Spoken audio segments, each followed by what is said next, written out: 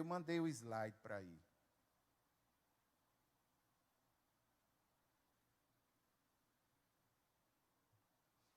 Isso, os ciclos da vida. Irmãos, nós vamos dar seguimento a algo que nós começamos na semana passada, falando sobre os ciclos da vida, começando e terminando bem os ciclos da vida.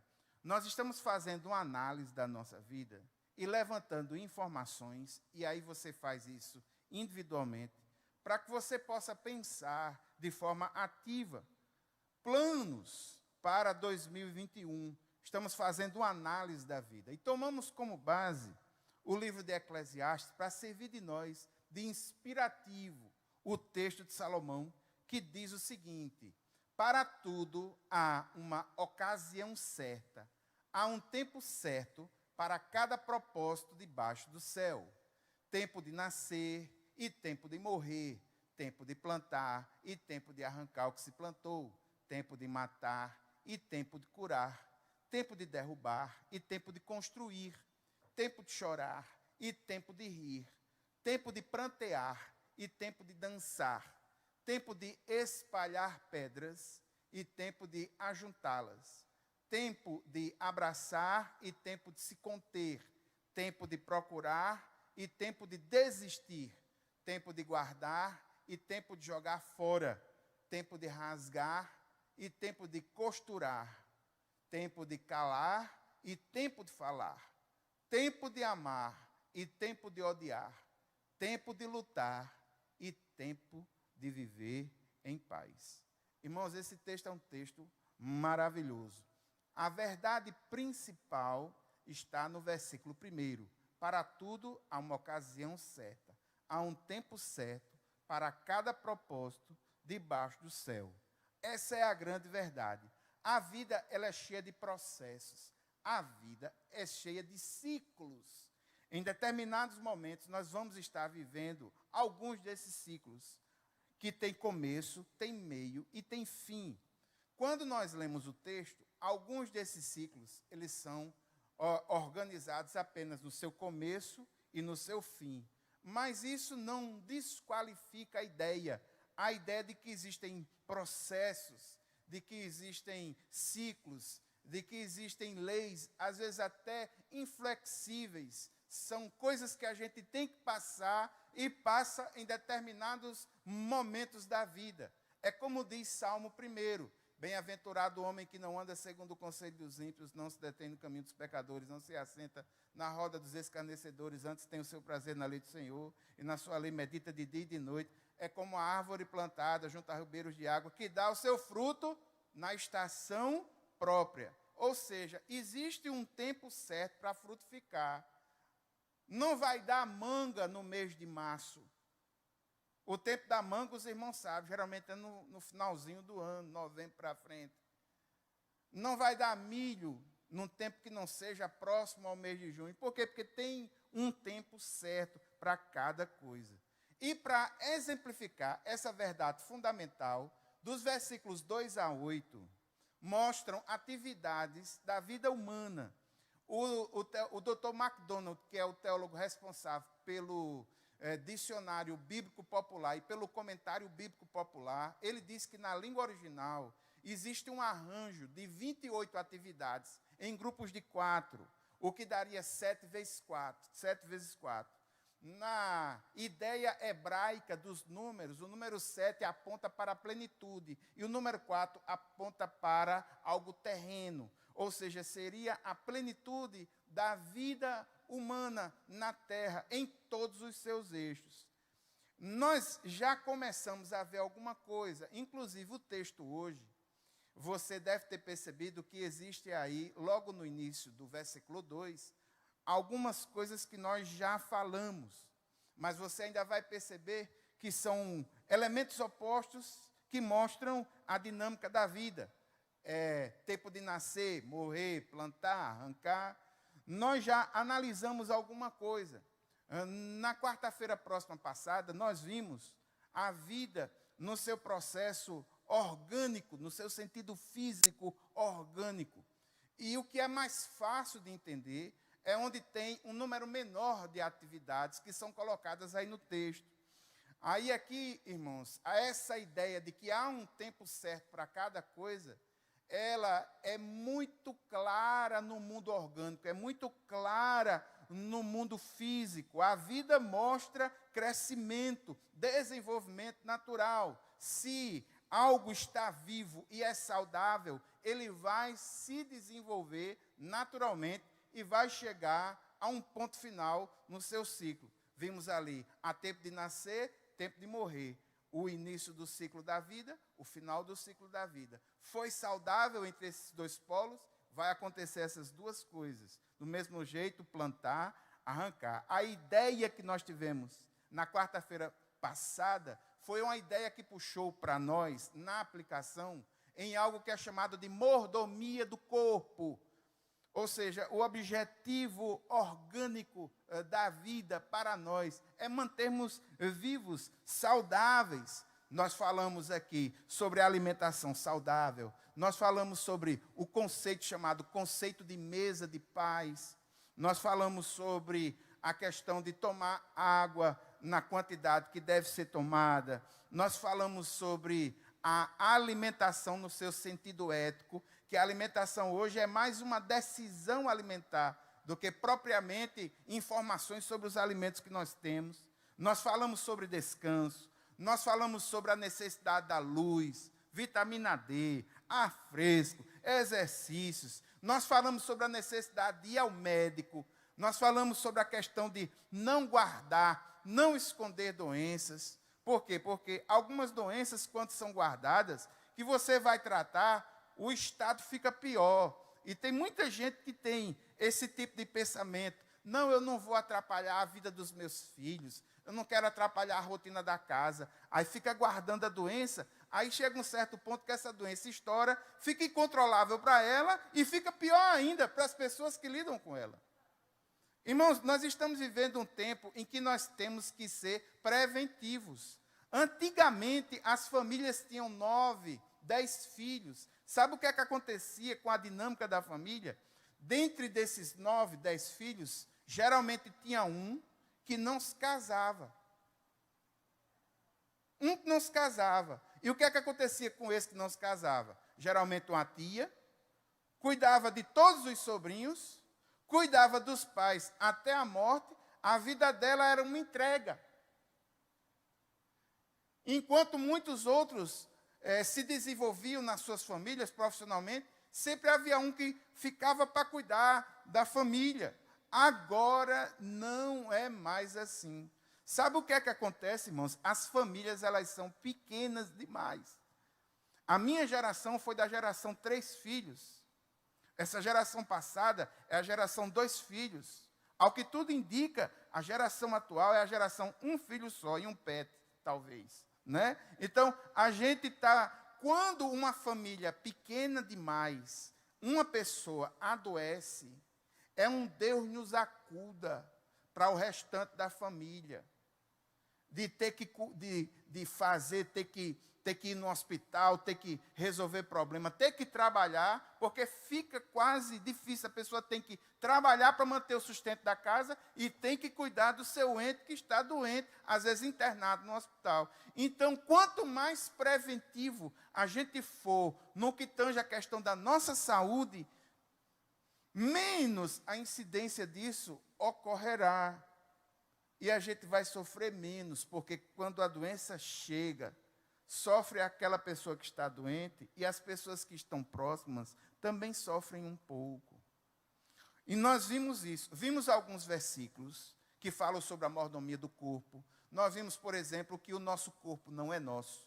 1 Coríntios capítulo 1, 6, versículos 19 e 20, diz que, acaso não sabem que o corpo de vocês é santuário do Espírito Santo, que habita em vocês, que lhes foi dado por Deus, e que vocês não são de si mesmos, vocês foram comprados por alto preço, portanto, glorifiquem a Deus com o corpo de vocês. Então, o nosso corpo não é nosso, é templo do Espírito Santo. Foi Deus quem deu, precisamos cuidar bem dele, pois dele haveremos de dar conta.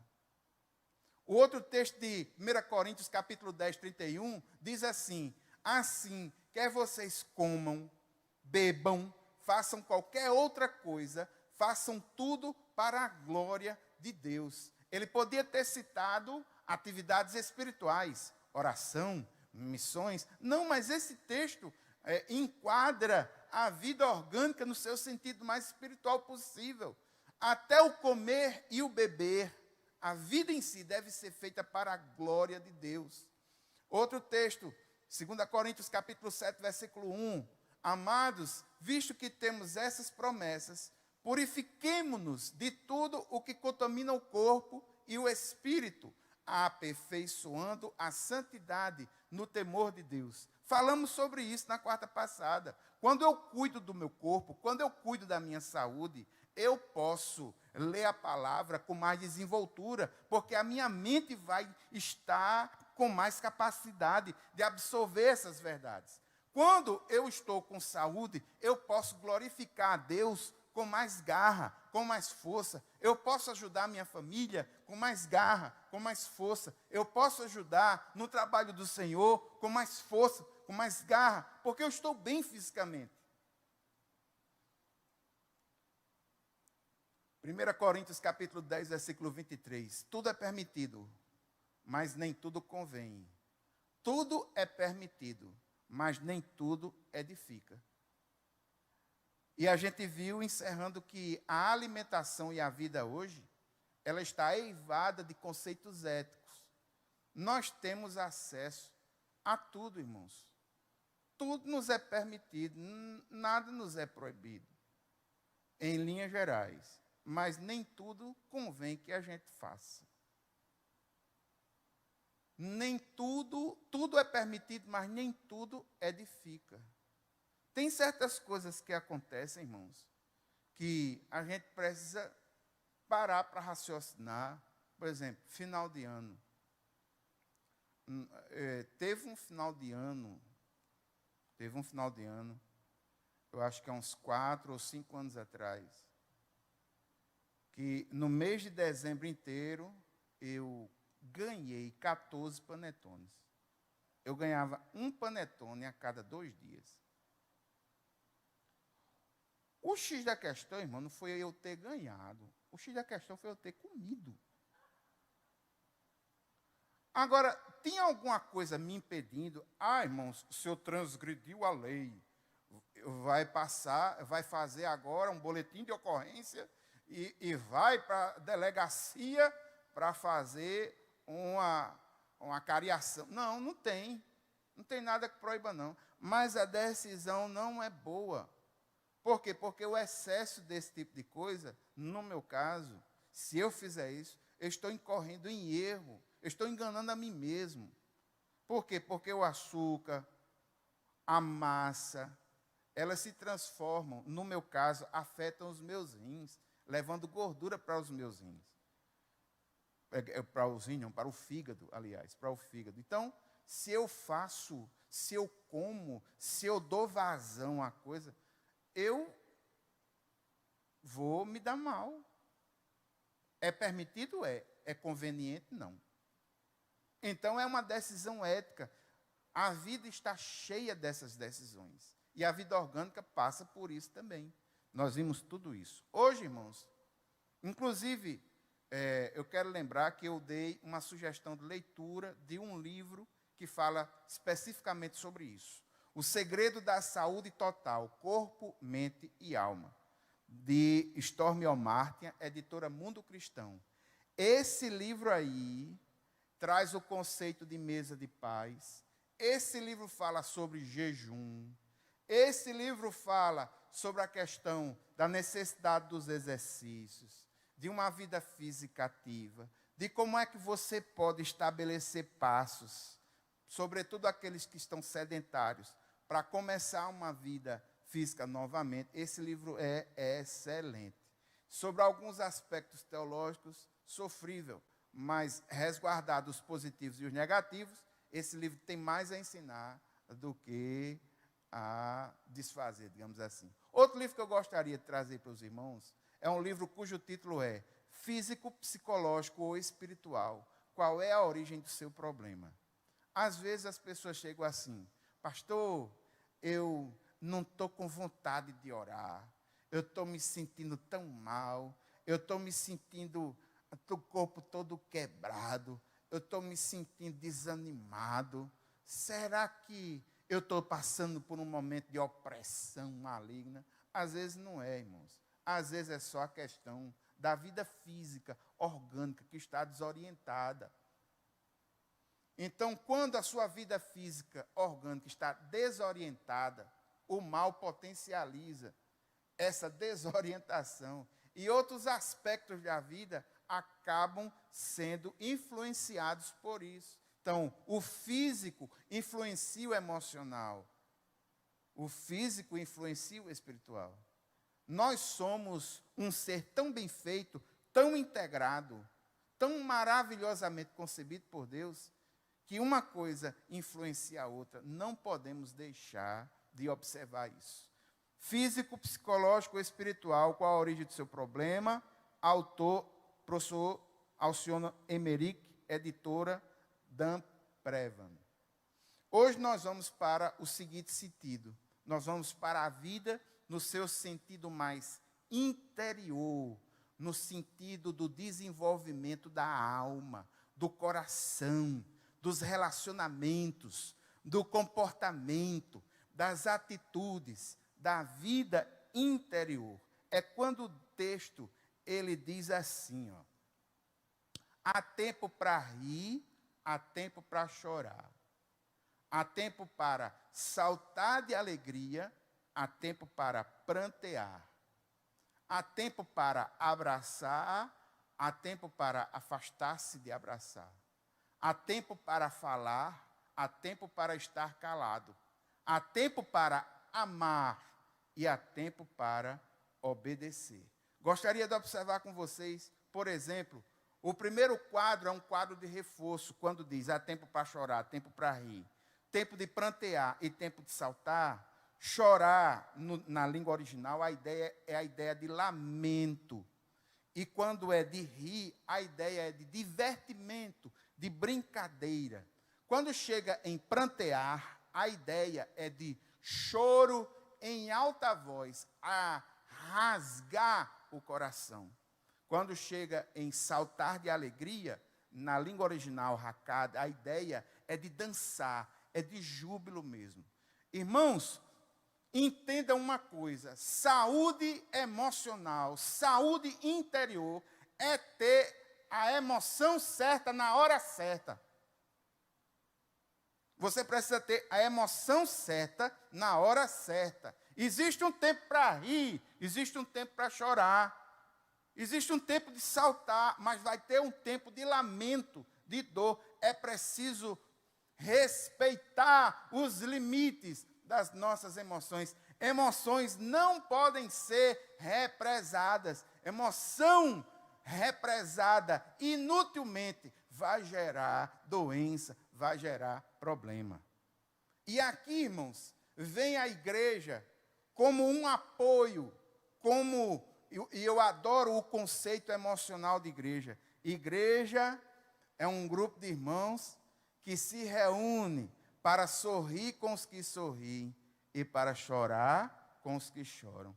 Em determinados momentos, irmãos, nós precisamos estar celebrando. Celebrando o quê? As vitórias que o Senhor nos dá, celebrando nossa salvação, celebrando nossa união, celebrando as metas que vão sendo atingidas, celebrando o desenvolvimento espiritual, celebrando a maturidade cristã, celebrando o crescimento. São coisas que precisam ser celebradas. Mas também, irmãos, vai ter tempo que a gente vai ter que se unir individualmente e também como grupo. A gente vai ter que clamar, chorar. Tem tempo para chorar. É necessário. Nós vivemos uma sociedade hedonista que não gosta de sofrer. E por não gostar de sofrer, ninguém gosta. Eu não estou dizendo que eu não sou nenhum masoquista. Eu vou tomar uma injeção na testa, bota aqui, eu gosto. Não, não é isso. A ideia não é essa. Mas o fato é o seguinte: tem certas coisas na vida que vão nos fazer sofrer, e nós precisamos encarar essa realidade como sendo algo natural. Nem tudo na vida são flores. Vai ter momento na nossa vida que a gente vai amargar a solidão, vai ter momento na nossa vida que a gente vai amargar desprezo das pessoas que nos amam, pessoas que deveriam vir para nós com a palavra de bênção, chegarão com a palavra derrotista para a nossa vida, vão colocar a gente para baixo. É isso que acontece, a vida é assim. E como igreja do Senhor, nós precisamos também nos reunir para clamar. Existem lamentos que precisam ser colocados para fora, como, por exemplo, a causa do pobre, o lamento, a fome, a evangelização, as injustiças sociais que acontecem. Irmãos, nós precisamos derramar o nosso coração diante do Senhor. Não sabemos o quadro que virá no próximo ano. Agora, não precisamos ficar assustados com isso. Nós precisamos colocar nossas esperanças no Senhor. Mas quando chegar na hora de lamentar, tem que lamentar. Para quando for na hora de celebrar, celebrar do mesmo jeito. E outra coisa, celebrar de verdade. Eu me lembro uma vez, assim que eu me formei, na minha primeira formatura, que foi de Ciências Contábeis. A minha mãe me deu um anel de formatura. Eu fui para uma reunião e coloquei um anel de formatura. E uma pessoa me viu com o anel de formatura, que é um anel diferenciado, e a pessoa apontou para o meu anel e disse: isto aqui é a prova visível de uma burrice ainda invisível. Aí eu disse para essa pessoa: um ponto de vista é a vista a partir de um ponto. Pode ser a sua burrice, mas é a minha celebração. Esse anel aqui me mostra que houve uma luta. Esse anel aqui me mostra que muitas e muitas vezes eu saía do trabalho direto para estudar. Às vezes não tinha tempo sequer de comer. Esse anel aqui é a minha celebração. Pode ser a sua burrice, mas é a minha alegria. Para mim é um marco de celebração. Irmãos, há tempo de abraçar, há tempo de afastar-se de abraçar. Nós estamos vivendo o momento de afastar-se de abraçar. Não pode abraçar. Não quer dizer que a gente não queira, não. É porque não tem condições. Não pode. E outra coisa, irmãos, ficou claro com a questão da pandemia. Mas na minha vida mesmo, esse princípio de abraçar e afastar-se de abraçar, por razão do testemunho cristão e para manter a minha fé no Senhor, quando eu estava na universidade, houve amizades que eu desfiz. Teve gente na universidade, quando eu estudava lá, para ter um ofício, uma profissão, eu fiz grandes amigos, amigos que tenho até hoje. Mas tem outros que eu vi que se eu tivesse mantido a amizade, ia me botar para trás, ia afetar a minha fé, ia afetar a minha consciência. O que foi que eu fiz com esses amigos? Me afastei.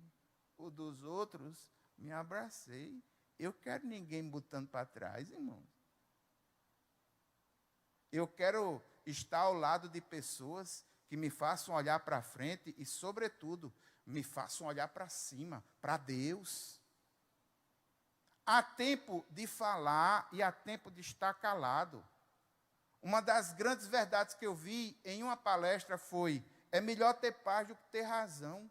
Quantas e quantas vezes a gente ficou com a alma triste? Por quê? Porque numa discussão disse para alguém que amava palavras que saíram. Não queria que saísse, mas saiu. E agora, depois que saiu, para reverter esse quadro, entristecer o coração da pessoa, desnecessariamente. Vai ter tempo, irmãos, para amar, vai ter tempo para aborrecer. Aborrecer, sim. Aí vocês, mas pastor, aborrecer, sim.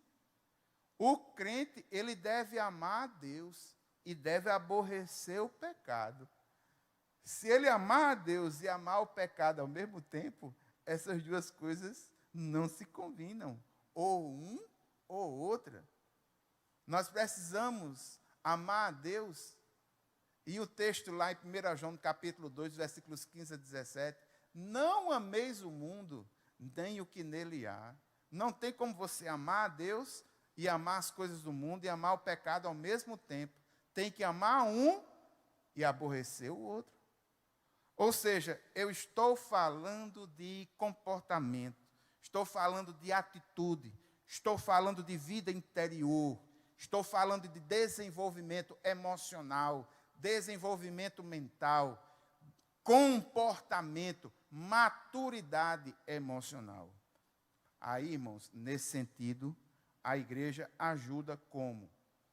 A igreja ajuda as pessoas lidando ou informando elas em questões importantes, como, por exemplo, como assumir responsabilidades, quais são os valores fundamentais que devem tomar conta da nossa vida, como é que a gente pode identificar as prioridades para planejar a nossa vida, como é que a nossa vida pode ser uma vida significativa, não ser uma vida medíocre, como é que a gente pode ter uma autopercepção melhor.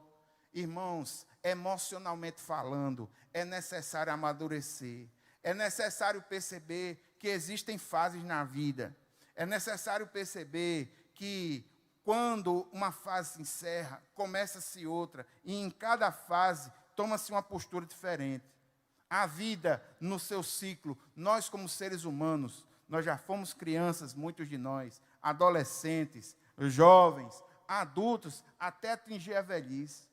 E em cada uma dessas fases, em cada um desses pontos, tem os seus pontos críticos, tem coisas que precisam ser desenvolvidas. Existe crescimento, desenvolvimento na questão orgânica, é natural, mas no emocional também, para que você não tenha, por exemplo, um adulto com cabeça de adolescente. E você também não tem o contrário.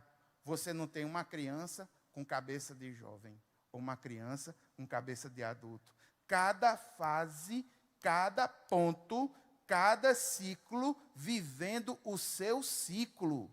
Criança deve viver como criança, adolescente como adolescente, jovem como jovem, adulto como adulto, e chegar a ter uma velhice saudável, que é um conceito que precisa tomar um espaço maior entre nós. Tratar a criança como criança. Eu me lembrei, sabe de quê?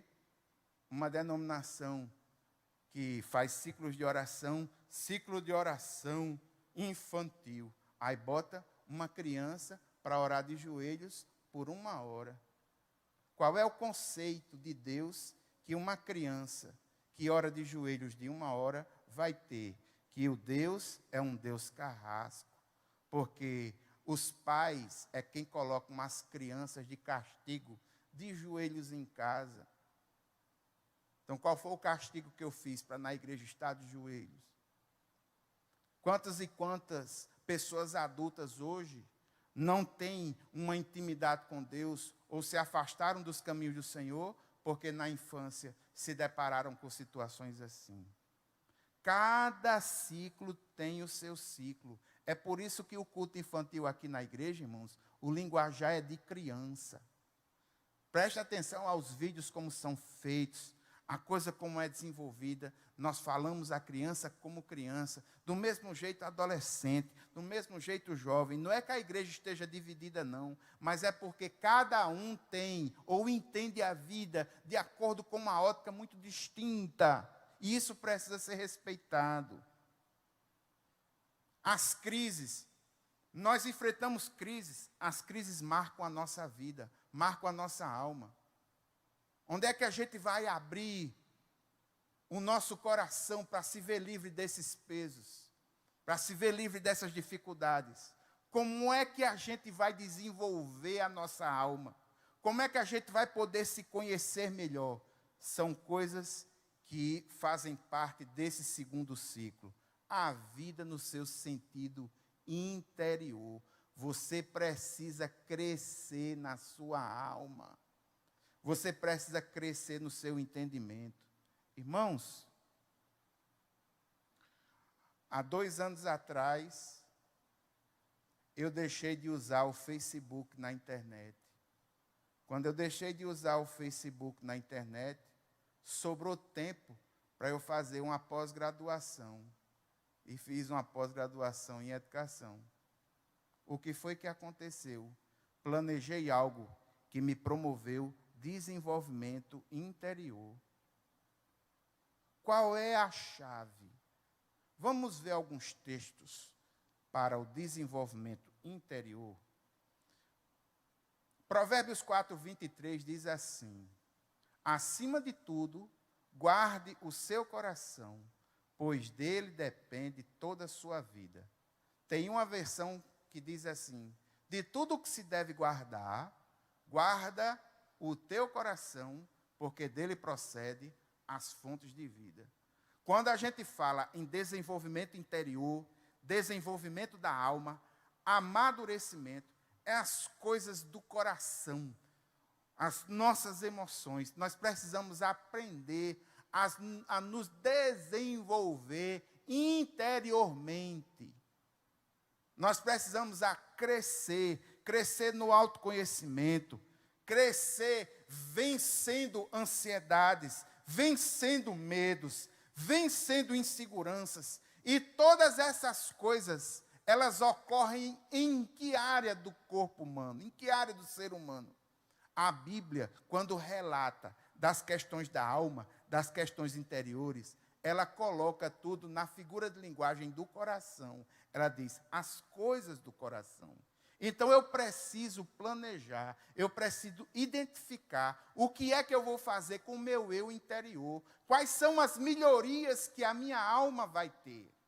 Quais são as melhorias, os benefícios? Como é que eu posso fazer com que o Senhor, na sua santificação, me atinja interiormente? São preocupações que nós precisamos ter.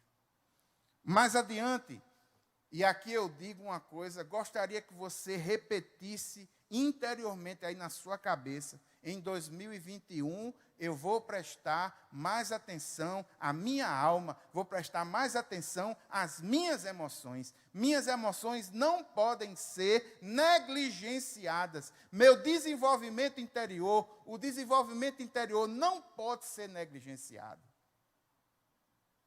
O texto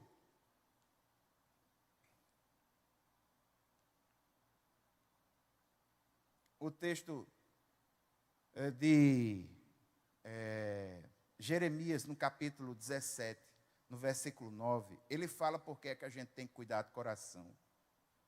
Lá diz o seguinte: o coração é mais enganoso do que qualquer outra coisa. Sua doença é incurável. Quem é capaz de compreendê-lo?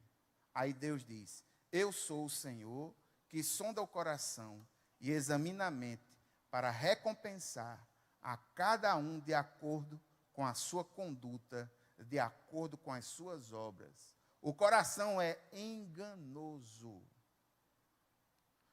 Outra versão, nesse mesmo texto, diz assim: enganoso é o coração, mais do que todas as coisas, e desesperadamente corrupto. Quem poderá entendê-lo? Eu, o Senhor,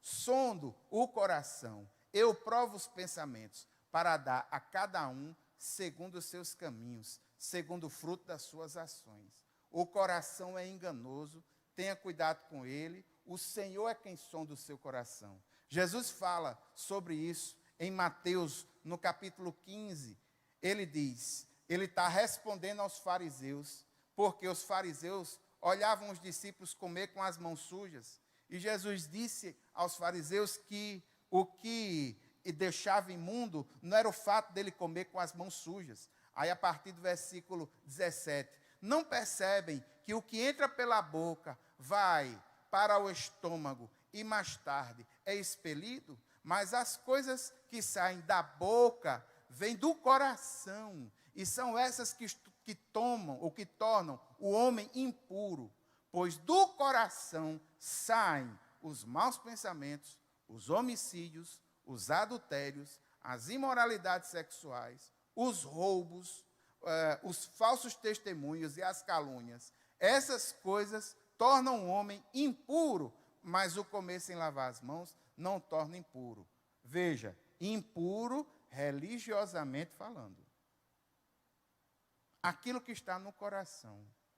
Irmãos, eu já falei esse exemplo muitas vezes, mas não consigo ver um exemplo melhor para a questão do desenvolvimento da alma do que esse que eu vou dizer agora. É um caso real, situação verídica. Uma criancinha, assim, pré-adolescente, chega com o boletim para mostrar ao pai. Ó, papai, meu boletim. Aí o pai pega o boletim, verifica todas as notas e vê que as notas da criancinha são todas azuis, mas tem uma nota lá que é 7. Ao invés de ele elogiar a criança e depois falar que tivesse um pouco de cuidado, a primeira coisa que ele faz é olhar nos olhos da criança e diz: e esse 7 aqui? Eu e a sua mãe, a gente se mata, fazendo de um tudo para que você tenha a melhor educação. Eu e a sua mãe fazemos isso, assim, assado, assim, assado. Nós não aceitamos esse tipo de desenvolvimento. Como é que você faz isso? Se você não melhorar, você vai ser que nem aquela sua tia, burra, que vive assim, assim, assim, assim, assado. E detonou. Aí a criancinha foi, pegou o boletim, conversou com a mãe e disse: mãe, eu não sou aquilo que papai falou de mim, não. Eu vou provar a papai que ele está errado. Aí caiu para estudar, começou a estudar, estudou. Deixou de brincar, deixou de fazer algumas coisas que gostava, melhorou o seu desempenho, pegou o boletim no segundo momento para mostrar ao pai todas as notas altas, 9,5 e 10. O pai pega o boletim, olha as notas, olha nos olhos da menina e diz: não fez mais que a sua obrigação. Aí qual é o valor emocional que essa menina entende da situação naquele momento, e muitas vezes potencializado pelo mal? Eu posso fazer o que for, meu pai nunca vai me amar. Eu posso me esforçar do que for, o meu pai nunca vai me dar uma palavra de conforto. E aquele valor foi interiorizado, está guardado lá no coração, e é um valor que dói. Irmãos, a alma dói. Eu não sei se você já sentiu a sua alma doendo, ou se você já teve alguma coisa na sua vida pesado, alguma palavra forte que recebeu, ou a ausência de uma palavra também, que a alma ficou pesada, ficou aquele nó na garganta, uma vontade de chorar terrível, uma pressão na cabeça terrível, a alma. E a pessoa começa, irmãos, a viver de acordo com isso, a sua vida. Às vezes, irmãos, são relacionamentos conjugais em que um fere o outro, fere com ironia. A palavra de ironia no relacionamento conjugal é terrível. Às vezes fere com brutalidade mesmo. Às vezes o cônjuge precisava ouvir uma palavra de esperança, mas o que houve é uma palavra de depreciação. E tem muita gente que a alma dói, é marcado porque a vida foi cheia desse tipo de coisa. É isso que eu estou dizendo. Foi isso que Jesus falou. Do coração daquele que falou, saiu uma palavra terrível. E achou-me espaço na vida de alguém que permitiu que aquela palavra entrasse. E ela começou a olhar a vida na ótica das suas dores. E começou a viver com aquela dor de alma. E como é que se livra disso? Como é que eu me desenvolvo? Como é que eu posso ser uma pessoa melhor interiormente falando? Aí, irmãos, me perdoe, eu só vou orientar a necessidade do vetor. Porque a cura da alma é um processo que não é instantâneo. Quando a gente tem um encontro real, verdadeiro, pessoal com o Senhor Jesus, nós somos espiritualmente reabilitados, instantaneamente isso ocorre. Mas a alma, muitas vezes, traz dores que precisam ser tratadas, trabalhadas, para que nós possamos ser pessoas melhores. É esse tipo de desenvolvimento, é esse tipo de desempenho, é esse tipo de aprendizagem que você precisa desenvolver no próximo ano para ser uma pessoa melhor. Irmãos, Deus dá ferramentas para isso.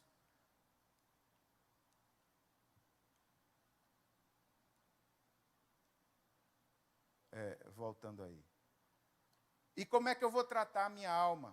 Veja o princípio de Filipenses 4:8. Finalmente, irmãos, tudo o que for verdadeiro, tudo o que for nobre, tudo o que for correto, tudo o que for puro, tudo o que for amável, tudo o que for de boa fama, se houver algo de excelente ou digno de louvor, pensem nessas coisas. Veja esse texto bem direitinho. Existem 8 características de coisas boas. E você precisa colocar, ou você precisa colocar para dentro de você, na sua alma, coisas que têm esse tipo de característica. Não encha a sua alma de coisas que não edificam, que não agregam. Satanás luta contra o seu espírito. O objetivo de Satanás é lhe afastar de Deus. A carnalidade luta contra o seu corpo. O que é carnalidade? São leis carnais que operam no nosso corpo e que são potencializados pela visão, pelo tato, são potencializados pelos sentidos. E o mundo luta contra a nossa alma, fazendo com que coisas impuras, pensamentos ruins, agreguem na nossa alma e sejamos afetados por essas coisas. O mundo tem muitas coisas para afetar a nossa alma. Quando eu era pastor em Campina Grande, eu trabalhava, tinha empresa de consultoria, e eu tinha que muitas vezes ir à lan house por não ter um notebook. Aí tinha que fazer os meus relatórios no pendrive e no lan house. Teve um dia que eu fui no lan house e vi um jovem jogando um joguinho desses de arma que mata os bichos. Eu queria que você visse a atitude que esse jovem estava diante da tela. Eu vou matar, eu vou pegar, eu vou atirar, olhos esbugalhados, adrenalina 1000. Irmãos, esse tipo de coisa afeta a alma. Nós vivemos um mundo irado. Qualquer coisinha no trânsito hoje é motivo para briga e morte. Sabe o que é isso? A mentalidade, a alma do povo está mirrando. Não se desenvolve mais estratégias para desenvolver a pessoa interiormente. Os seres humanos estão regredindo sobre muitas coisas, mas louvado seja o nome do Senhor, irmãos, porque a palavra de Deus, ela ajuda demais a que nós possamos ter saúde emocional, saúde na alma. Hebreus 4:12, a palavra de Deus é viva e eficaz, e mais penetrante do que espada alguma de 2 gumes, penetra até a divisão da alma e do espírito, das juntas e medulas, e é apta para discernir os pensamentos e intenções do coração. Assim é a palavra de Deus. A palavra de Deus, ela age na nossa alma, purificando, retirando, limpando, identificando, nos ajudando a ter comportamentos verdadeiros, a como tomar decisões certas. A palavra de Deus nos ajuda. E aqui, irmãos, eu gostaria de citar alguns livros que podem ajudar em alguns aspectos do desenvolvimento interior, desenvolvimento da alma. Gostaria de citar, em primeiro lugar, um livro chamado Temperamentos Transformados. É possível que você esteja aqui nesse lugar e esteja dizendo assim: eu tenho dificuldades no meu temperamento, eu tenho um temperamento pesado. O que é que eu faço? Em primeiro lugar, você precisa ter um conceito de autoconhecimento. E esse livro, Temperamentos Transformados, o autor tem uma teoria fantástica. Uma teoria que resolve ou nos faz entender a nós mesmos e tem respaldo nos textos e nas personagens da Bíblia. É uma teoria muito antiga. O que é o temperamento? O temperamento é o aspecto do nosso comportamento interior, da nossa alma, que é herdado. Tem muito de você que é dos seus pais, dos seus avós. Você tem traços. Você tem pontos fortes e você tem pontos fracos. Esses pontos fortes você precisa potencializar e os pontos fracos você precisa neutralizar e identificar e pedir a ajuda do Espírito Santo para lhe confortar. Você vê aí 4 pessoas são explicadas nesse livro. Pedro, sanguíneo. Paulo, colérico. Moisés, o melancólico. Abraão, fleumático. Nós somos uma mistura de todos esses temperamentos. Mas Cassé, como é Cassé? Ele é mais colérico? Ele é mais fleumático? Ele é mais sanguíneo? Eu sou, irmãos, colérico e do vetor ao contrário, eu sou fleumático, colérico e fleumático, os mais fortes. O que é ser colérico, pastor? Eu sou voltado para a ação, eu sou o do fazer. Eu não sou aquele que fala e que discuta logo assim, não. Eu sou aquele que guarda e que executa. Eu tenho facilidade para guardar rancor, eu tenho facilidade para guardar ressentimento. São os aspectos negativos do meu temperamento. Como é que o senhor sabe, pastor? Eu vi o livro, me identifiquei, fiz o teste comigo. E como é que eu faço hoje para controlar as minhas dificuldades? Eu coloco em oração diante de Jesus. O Espírito Santo de Deus me ajuda, me protege, me trabalha. Irmãos, o que é um colérico? O colérico é aquele que age, é aquele que faz. Ele não diz, eu vou fazer. Eu vou lhe dar um exemplo de como é o meu comportamento. Vou lhe dar um exemplo. Já aqui em Jaguaribe, eu moro aqui bem próximo. Eu ligo o carro, geralmente, ligo o carro, aciono a porta do controle, aí a porta desliza. Aí eu vou, tiro o carro. Teve um rapaz que, quando eu estava tirando o carro, ele fez um pantinho assim, como quem fosse entrar dentro da minha garagem. Meu temperamento colérico. Fiz sem raciocinar. Automaticamente, irmãos, eu engrenei a ré e passei, e tentei passar com o carro por cima dele. Ligeiro, sem raciocinar. Meu intuito, meu temperamento, a minha pegada é essa, é de fazer.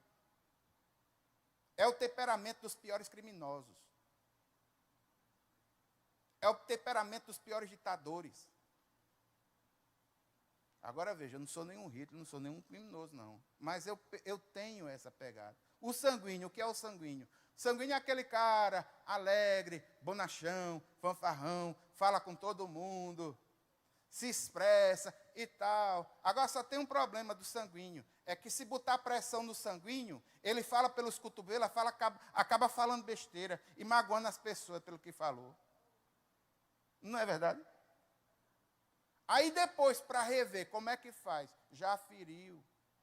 Aí como é que a gente faz? Aí, irmãos, os pontos fortes, a gente coloca, potencializa, e os pontos fracos, em oração, o Espírito Santo ajuda. Compre esse livro aí, é um livro de autopercepção, não é caro. Eu tenho certeza que você vai se identificar com alguém, e você vai identificar aspectos de você. Os pontos fortes, coloque diante do Senhor.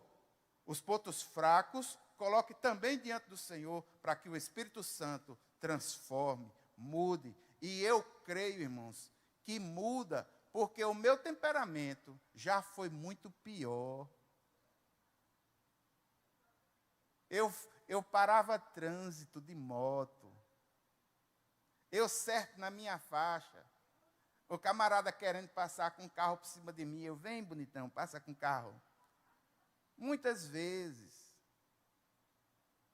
Mas louvado seja o nome do Senhor, eu digo com propriedade. O Senhor muda, transforma. Irmão, uma pessoa me deu um calote na minha casa. Eu passei 2 semanas sonhando, passando com um carro por cima dela, dos filhos dela. Eu fui para o advogado para lutar, para ver o que é que podia fazer contra essa pessoa. Meu advogado, ele é pastor, amigo meu, Toianco. Cianco, eu quero até a 3ª geração dessa pessoa. Ianco olhou para mim e disse, isso não é um pensamento digno de um pastor. Olha a repreensão que ele me deu. E certo. Eu entrei no escritório dele de 8h30 da manhã, saí de 11h30, depois que liberei perdão para a pessoa que me atacou. Eu não estou dizendo que foi forte, não, mas foi necessário. E eu cresci, me desenvolvi interiormente. O que é que você vai fazer para o seu crescimento interior no ano de 2021? Essa é a grande pergunta. Vou trazer outro livro aqui, ó. Show de bola. O Segredo da Autoestima. Pastor Marcelo Aguiar. O que é autoestima? Autoestima, irmãos, passa por três grandes pontos. Em primeiro lugar, autopercepção. Eu olho para dentro de mim, o que é que eu vejo? Segundo, autovaloração. Eu olho para dentro de mim, eu gosto do que eu vejo. Terceiro, autoestima. Quando eu olho para dentro de mim, eu gosto do que vejo e fico feliz com isso, fico alegre com isso. Isso me dá contentamento. Ou quando eu olho para dentro de mim, eu me sinto uma criatura pior, terrível. Eu me sinto burro. Eu me sinto incapaz, eu me sinto inútil. Então, a questão da autoestima está ligada a grandes problemas da alma. E esse livro aqui do Marcelo Aguiar, ele é uma série de mensagens fantásticas, que vale cada página. O livro é excelente. Você não se decepciona com esse livro. Posso dizer outro. Conexão, o poder restaurador dos relacionamentos humanos. O plano de Deus visando a cura emocional. Autor, Larry Crabb, editora Mundo Cristão. Irmãos, a igreja é uma comunidade terapêutica. E aqui eu quero dizer uma coisa para os irmãos. É possível que os irmãos não saibam, mas aqui na igreja, muitos da internet, né, e alguns que visitam, aqui na igreja tem um ministério de cura interior. A líder do ministério de cura interior está aqui, que é a irmã Racilba. Essa igreja aqui tem ministério da Universidade da Família, que tem o seminário Veredas Antigas, que é um seminário de desenvolvimento interior. Existe aqui na igreja ministérios de homens, ministérios de mulheres, que muitas vezes se juntam e falam sobre questões da alma. Isso é a igreja agindo no seu sentido terapêutico. Nós estamos aqui para ajudar uns aos outros. E como é que isso acontece, pastor? Assim, olha. no livro de Tiago, no capítulo 5, dos versículos 14 a 16, diz assim: entre vocês há alguém que está doente, que ele mande chamar os presbíteros da igreja, para que estes orem sobre ele e o unjam com óleo em nome do Senhor. E a oração feita com fé curará o doente. O Senhor o levantará, e se houver cometido pecados, ele será perdoado. Esse aqui é o versículo 16. Ó. Portanto, confessem seus pecados uns aos outros e orem uns pelos outros para serem o quê? Curados.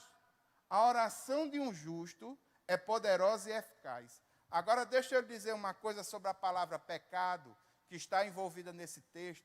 Existem duas palavras na língua original, no grego, para pecado. Uma é paraptoma, a outra é amartia. Existe uma versão desse texto bíblico que no versículo 16 tem uma diferença. A diferença é essa, olha. Preste atenção no versículo 16, esse que está em negrito. Essa versão é a Almeida Corrigida Fiel. O texto diz assim: confessai as vossas culpas. Confessai as vossas culpas uns aos outros e orai uns pelos outros para que sareis. A oração feita por um justo pode muito em seus efeitos. O que é que eu quero dizer com isso? O que eu quero dizer com isso, meu irmão, é que muitas vezes, na nossa alma, no nosso coração, nós temos culpas, sentimentos de culpa, que na realidade não são pecados que nós cometemos. Muitas vezes foram pecados que foram cometidos contra nós e que abriam uma brecha de culpa, de ressentimento, de ira, de amargor em nossa alma, e a gente amarga aquilo ali sem ter a quem dizer, sem ter a quem contar. Aqui na igreja tem um aconselhamento pastoral, tem um aconselhamento com as irmãs, tem um ministério de cura interior, tem um ministério de homens, ministério de mulheres. O objetivo é, muitas vezes, a pessoa abrir o seu coração e pessoas orarem, ministrando sobre nós o poder curador que existe quando a igreja se reúne, a unção que está no corpo. Eu sei, e muitos irmãos já tiveram essa possibilidade, já tiveram algum aconselhamento, colocaram para fora tudo aquilo que estava na alma, tudo aquilo que estava aqui, e o pastor foi e intercedeu pela pessoa. A pessoa chega para o pastor e diz assim: eu já vivi isso muitas vezes, pastor, eu estou me sentindo até mais aliviado. Depois que eu disse tal coisa, depois que eu falei assim, eu estou me sentindo até mais leve, eu estou me sentindo melhor. É aí onde entra, irmãos, a igreja como uma comunidade terapêutica. Outro livro que eu gostaria de indicar, como um inspirador para o final de ano, Gloriosas Ruínas, do pastor Sérgio Queiroz. O Caminho Bíblico para a Restauração. É um livro pequeno, é um livro simples, são mensagens inspiradoras, reconfortantes, desafiadoras, baseada no livro de Neemias, traz princípios para a restauração de aspectos importantes da vida. E o último livro que eu gostaria de trazer aqui para os irmãos, para ser um pouco mais rápido, me perdoe que infelizmente eu tomei mais tempo que devia, é um livro voltado para crianças, mas no caso, os pais das crianças. O livro mais bem feito que eu já vi na minha vida, que fala sobre a educação infantil. Ele é pequenininho, 7 necessidades básicas da criança, conhecendo os anseios da alma de meninos e meninas. Eu indico esse livro para quem? Para pais, para mães, para professores, educadores, gente da educação religiosa, gente que faz aconselhamento infantil, que acompanha crianças com problemas. O que é que esse livro tem de especial? Ele tem 7 capítulos que falam de 7 necessidades básicas que a criança tem que ter suprida na sua vida para não ter potencializado os traumas de sua vida. No final desse livro tem 2 testes. um teste para o pai, para saber se o comportamento dele como pai é um comportamento permissivo, é um comportamento danoso para a criança. E o último é um quadro onde mostra o desenvolvimento físico, social, espiritual e sexual de crianças desde o nascimento, 0 ano, até 18 anos de idade. Esse livro aqui é um livro de se ter. Sabe por quê, irmãos? A maior dificuldade que existe no mundo moderno hoje em dia chama-se criar filhos. Não tem curso no Sebrae, não. Nem tem pós-graduação na universidade. Quem ensina isso aqui é a palavra de Deus. E ainda se discute isso nas igrejas. O melhor livro que eu já vi na minha vida sobre esse assunto é esse daqui. 7 necessidades básicas da criança. Pronto, irmãos, essas são as sugestões e agora eu gostaria de orar por vocês. Mas orar como? Orar justamente aqui, ó. Confessai as vossas culpas uns aos outros, orai uns pelos outros, para que sareis. A oração feita por um justo pode muito em seus efeitos. Eu gostaria que você olhasse para a sua alma, para a sua vida. Se ainda existe algum aspecto dela, alguma coisa na sua alma que dói, é porque precisa de tratamento. Muitas vezes é a necessidade de perdoar alguém. A pessoa não consegue perdoar uma outra pessoa, alguém da família, tem dificuldade. Às vezes é ressentimento que guardou lá no fundo do coração. Às vezes foi uma palavra pesada de um pai, de uma mãe, de um tio, lá no passado, que olhou para você e disse, você nunca vai ser nada, você nunca vai ser ninguém. E aquela palavra entrou dentro da alma e está ali roendo, está ali moendo até hoje. E você sente que aquilo ainda dói dentro de você. Eu gostaria de orar por você. Gostaria de orar por você que está vendo aí na internet.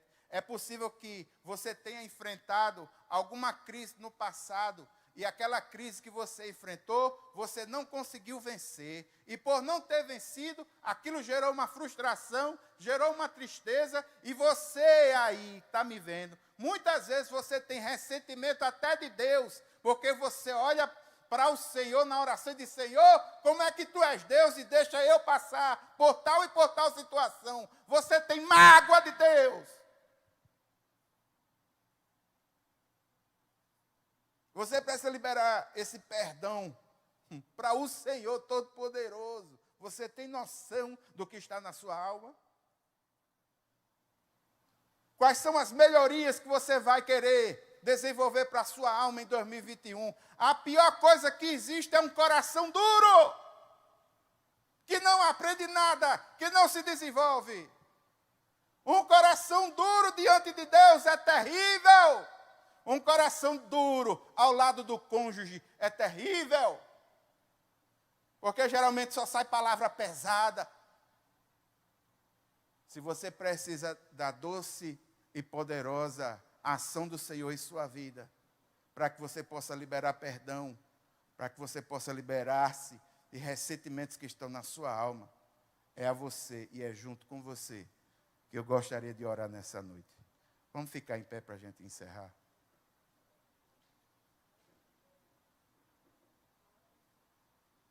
Irmãos, nós estamos vivendo um momento muito difícil.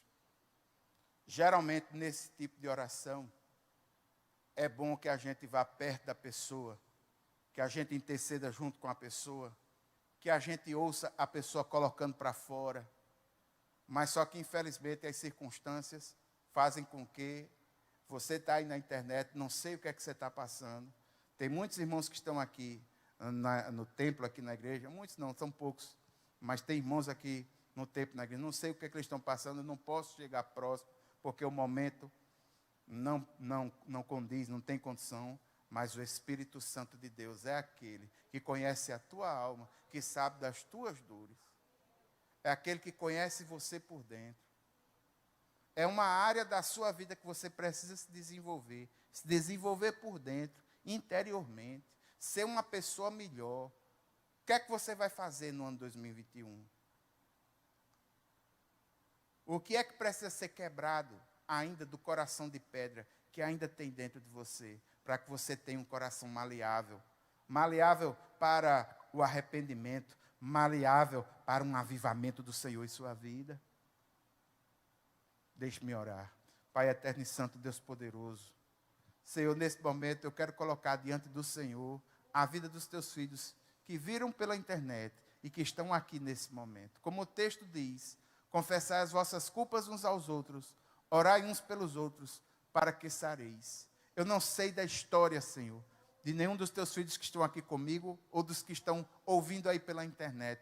É possível que haja um perdão a ser liberado. É possível que haja um ressentimento na alma. É possível que haja frustração na alma, decepção, coisas pesadas aí dentro, que precisam ser colocadas para fora, que precisam ser ministradas, que o Espírito Santo precisa descer como um bálsamo, que há necessidade de confissão, de tratamento. Meu Deus, estamos vivendo um momento difícil para esse tipo de coisa, mas não é impossível para ti, Senhor, nem para o teu poder, nem para a ação do teu Santo Espírito. Eu quero clamar, Senhor, por aqueles que estão sofrendo com isolamento. Eu quero clamar agora, Senhor, por aqueles que estão sofrendo com depressão, com síndrome de pânico, não estão conseguindo dormir, estão tendo dificuldades. Muitos, Senhor, que quando olham para a história da sua vida, tem outra coisa que traz uma dor e a pessoa fica chorando. Às vezes é uma palavra pesada, às vezes é uma ausência, às vezes é a solidão. Sente-se sozinho, rodeado de pessoas, mas a alma está sozinha. Meu Deus, meu Pai, eu quero colocar nas tuas mãos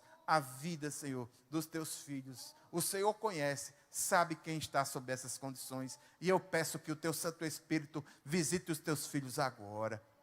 Meu Deus, meu Pai, eu clamo, Senhor, para que haja desenvolvimento espiritual e emocional na tua casa, que nós possamos ter o sentimento certo na hora certa, que a gente aprenda a lamentar quando precisa lamentar, que aprenda a celebrar quando há necessidade de celebrar. Meu Deus, meu Pai, coloco diante do Senhor cada filho teu e clamo, Deus, que o teu Santo Espírito haja com poder e graça. Nós oramos no nome de Jesus. Amém. Dê uma respirada aí assim, dentro das condições que você puder. Deixe-me orar por você. A graça do Senhor Jesus Cristo, o amor de Deus, a comunhão e as consolações do Espírito Santo seja sobre cada um de nós, hoje e sempre. Amém. Amém. Deus abençoe vocês. E que em 2021 você tenha maturidade. A sua alma se desenvolva para a honra e glória do nome do Senhor. Graça e paz, gente. Deus abençoe.